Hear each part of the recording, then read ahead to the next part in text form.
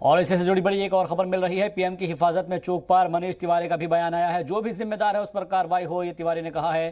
PM की security में चूक जांच का मौजू है।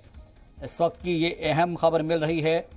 पीएम की हिफाजत से मुताल्लिक ये बड़ी जानकारी हासिल हो पा रही है, जिसमें पीएम की हिफाजत में चूक पर मनीष तिवारी का भी बयान आया है और कहा है कि जो भी जिम्मेदार है उस पर कार्रवाई हो। देखिए, जो कल हुआ बहुत ही दुर्भाग्यपूर्ण था, अत्यंत ही दुखद है, नहीं होना चाहिए था। प्रधानमंत्री की सुरक्षा कोई राजनीतिक फुटबॉल नहीं है। प्रधानमंत्री की सुरक्षा एक बहुत ही संवेदनशील मुद्दा है।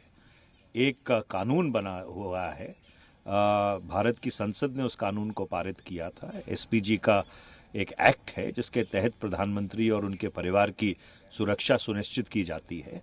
और अगर प्रधानमंत्री की सुरक्षा में कोई कोताही हुई है, कोई अनगहली हुई है, किसी तरह का लैप्स हुआ है, एक सिटिंग जज हाईकोर्ट द्वारा इसकी जांच की जानी चाहिए और जो भी जिम्मेदार हैं उनकी जिम्मेवारी सुनिश्चित करके उनके ऊपर कार्रवाई की जानी चाहिए।